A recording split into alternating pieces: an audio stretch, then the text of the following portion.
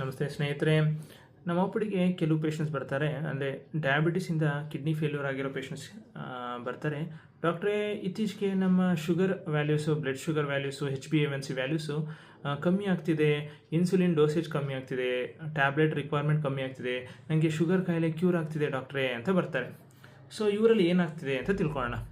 ಮೊದಲನೇದಾಗಿ kidney failure ಆಗಿರೋ ಪೇಷಂಟ್ಸ್ಗೆ insulin ಕಿಡ್ನಿಯಿಂದ filter ಆಗುತ್ತೆ. ಸೊ ಕಿಡ್ನಿ ಫೇಲ್ಯೂರ್ ಆಗಿದ್ದಾಗ ಏನಾಗುತ್ತೆ, ಇನ್ಸುಲಿನ್ ಬಾಡಿಲಿ ಉಳ್ಕೊಬಿಡುತ್ತೆ, ಸೊ ಫಿಲ್ಟರ್ ಆಗೋದಿಲ್ಲ. ಆವಾಗ ಇನ್ಸುಲಿನ್ ಬಾಡಿಲಿ ಉಳ್ಕೊಂಡಾಗ ಆಟೋಮೆಟಿಕ್ಕಾಗಿ ಶುಗರ್ ಡೌನ್ ಆಗ್ತಾ ಬರುತ್ತೆ.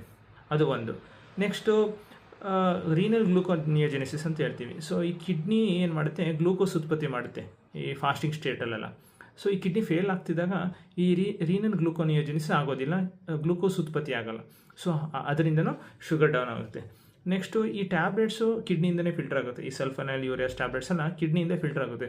ಸೊ ಈ ಕಿಡ್ನಿ ಫೇಲ್ ಆದಾಗ ಫಿಲ್ಟ್ರೇಷನ್ ಕಮ್ಮಿಯಾಗಿ ಬ್ಲಡ್ಡಲ್ಲಿ ಈ ಔಷಧಿಯ ಈ ಟ್ಯಾಬ್ಲೆಟ್ಸ್ ಅಂಶ ಜಾಸ್ತಿಯಾಗಿ ಮತ್ತೆ ಶುಗರ್ ಡೌನ್ ಆಗುತ್ತೆ.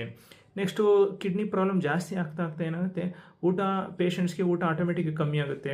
ಸೊ ಊಟ ಸೇರೋದಿಲ್ಲ, ಆವಾಗ ಅದರಿಂದನೂ ಶುಗರ್ ಡೌನ್ ಆಗುತ್ತೆ. ಮತ್ತು ಗ್ಯಾಸ್ಟ್ರೋಪೆರಿಸಿಸ್ ಅಂತ ಆಗುತ್ತೆ.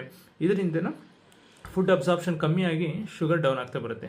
ಸೊ ಅಲ್ಲಿಗೆ ಈ ಪೇಷಂಟ್ಸ್ಗೆ ಕಿಡ್ನಿ ಫೇಲ್ಯೂರ್ ಜಾಸ್ತಿ ಆಗ್ತಾ ಏನಾಗುತ್ತೆ, ಶುಗರ್ ಆಟೋಮೆಟಿಕ್ ಡೌನ್ ಆಗ್ತಾ ಬರುತ್ತೆ, HbA1c ಕಮ್ಮಿ ಆಗ್ತಾ ಇರುತ್ತೆ. ಸೊ ಅಲ್ಲಿಗೆ ಅರ್ಥ ಡಯಾಬಿಟಿಸು ಕ್ಯೂರ್ ಆಗ್ತಿದೆ ಅಂತ ಅರ್ಥ ಅಲ್ಲ, ಕಿಡ್ನಿ ಫೇಲ್ಯೂರು ಜಾಸ್ತಿ ಆಗ್ತಿದೆ ಅಂತ ಅರ್ಥ. ಸೊ ಇದು ನೀವು ಇನ್ನೂ ಜಾಗರೂಕರಾಗಬೇಕು, ಇನ್ನೂ ಎಚ್ಚೆಚ್ಕೋಬೇಕು, ಕರೆಕ್ಟಾಗಿ ರೆಗ್ಯುಲರ್ ಚೆಕಪ್ ಮಾಡಿಸ್ಕೋಬೇಕು.